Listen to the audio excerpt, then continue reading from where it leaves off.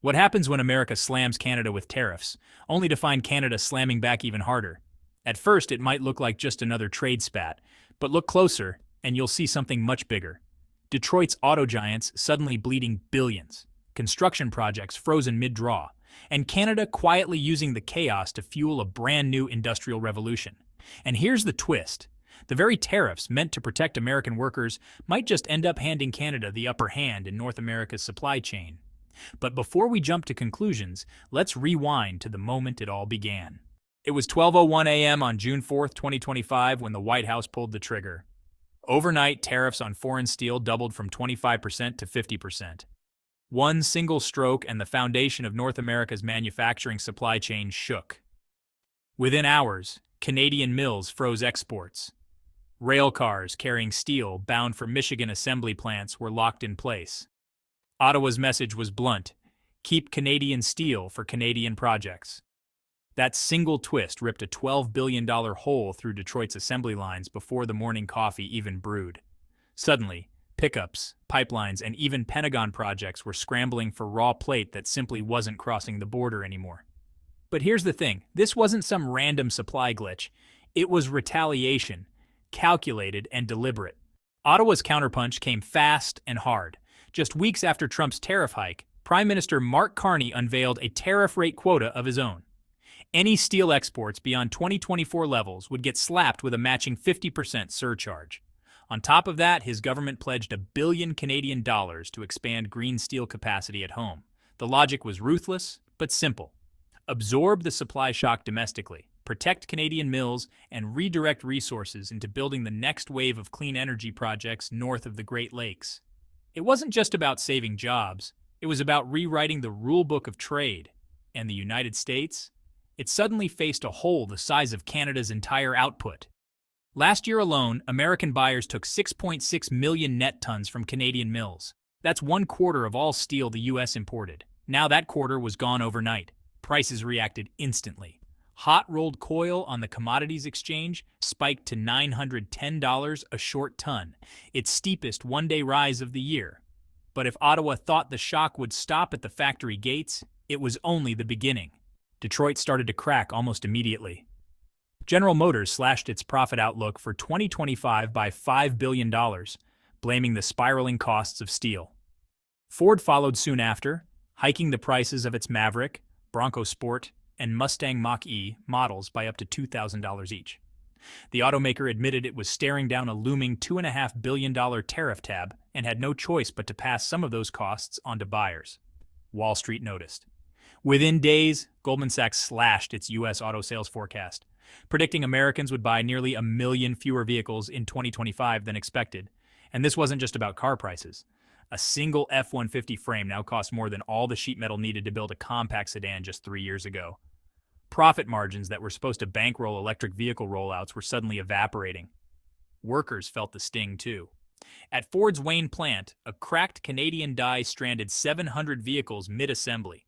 Replacement tools were sitting in a Hamilton warehouse, but they weren't crossing the border without someone paying that 50% levy. Meanwhile, GM insiders whispered that if steel prices stayed above $1,000 a ton, some crossover lines would be cut to single shifts. Hundreds of union jobs were hanging in the balance. The irony was brutal. Trump's tariffs were sold as a way to protect American jobs. Instead, they risked idling the very workers who voted him into office.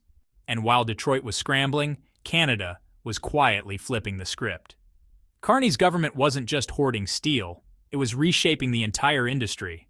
On July 16th, Ottawa rolled out a decree at least 60% of the steel in every federally backed wind turbine, hydrogen plant, and CO2 pipeline must be stamped Made in Canada.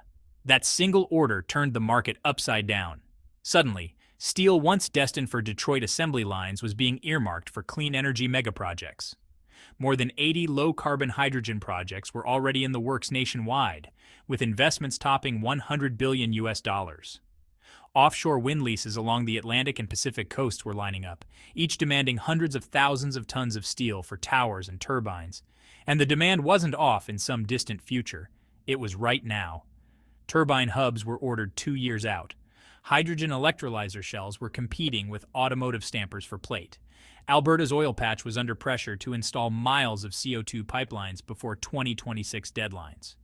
Every ton of steel hoarded north of the border wasn't just about retaliation, it was about building an economy of the future. In short, Canada wasn't simply reacting, it was playing offense. That made the irony even sharper. Washington's tariffs were supposed to punish Canada and protect American car makers, but in practice they backfired. U.S. companies faced higher costs, fewer jobs, and a tighter squeeze on their global competitiveness. Meanwhile, north of the border, Ottawa was turning those very tariffs into fuel for a new kind of industrial revolution. Instead of clinging to old methods, Canada leaned into transformation. Electric arc furnaces, machines that recycle scrap steel using electricity instead of coal, were already roaring to life in Ontario. These furnaces slash emissions by 75% compared to the dirty blast furnaces still common across much of the world. Algoma Steel had just unveiled a pair of massive arc furnaces in Sault Ste. Marie, a project worth $880 million. Ottawa didn't just cheer from the sidelines, it stepped in to cover one-third of the cost, showing the world that Canada was betting big on green steel. At this point, the struggle was no longer just about tariffs or trade disputes. It had shifted into something bigger: climate policy, economic sovereignty, and national control over the future. Canada was taking the pain inflicted by its southern neighbor and turning it into long-term strength. Every offshore wind turbine that rose from the Atlantic, every hydrogen facility breaking ground, every rerouted pipeline was stitched into a larger strategy. Together, they formed the backbone of a domestic boom that promised not just thousands of well-paying, skilled jobs, but also a chance for Canada to claim global leadership in clean energy and green industry. But the clash wasn't confined to factories, furnaces, or construction sites. The next arena was far more diplomatic, polished, and symbolic. The marble halls of Geneva, home to the World Trade Organization, where battles over fairness, legality, and global rules were about to begin. The World Trade Organization quickly loomed large over the escalating trade dispute, casting a shadow that both Ottawa and Washington couldn't ignore. For years, the U.S. had leaned heavily on Article 21 of the GATT, the so-called National Security Clause, to justify tariffs that many trading partners viewed as little more than disguised protectionism. Washington's message was blunt. Safeguarding U.S. industries was a matter of security, not just economics, but Canada wasn't about to roll over. Ottawa's lawyers mounted a clever defense, arguing that their quota system followed the very same logic. Canada wasn't flooding the world with cut-rate steel or gaming the system to crash prices. Instead, they insisted, the policy was about reordering access, deciding who got first dibs on Canadian steel. It was a rationing mechanism, not an act of dumping. To bolster the case, Ottawa pointed to precedent. In the 1990s, Brazil had used a nearly identical tactic to defend its coffee stockpiles. That move had sailed through the WTO without being struck down, leaving Canada with solid ground to stand on. For Washington, the danger was clear as day. If it chose to drag Canada's quotas into the WTO courtroom, it risked exposing its own legal arguments to scrutiny. After all, if Ottawa's quota system fell under the national security umbrella, then how could Washington continue claiming its tariffs were untouchable?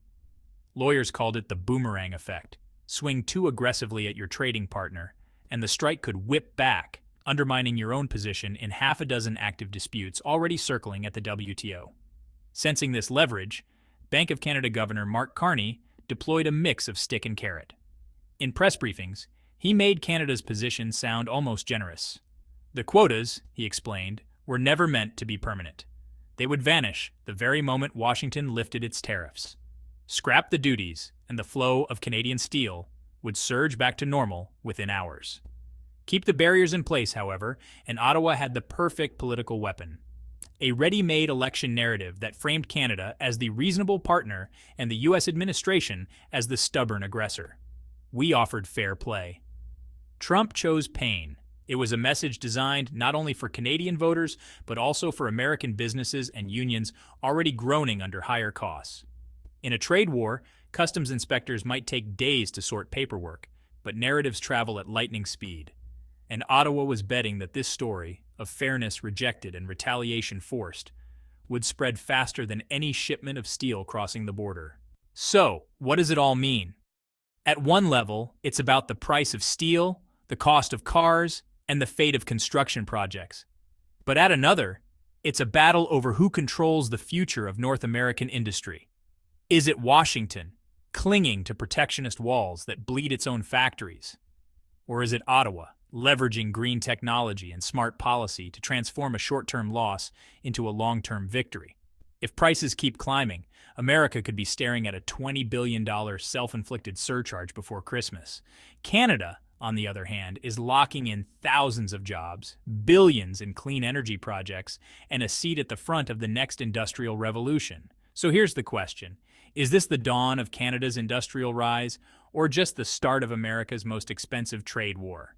Drop your take in the comments, smash that subscribe button, and stay tuned, because the next twist in this battle could land before the ink on today's headlines even dries.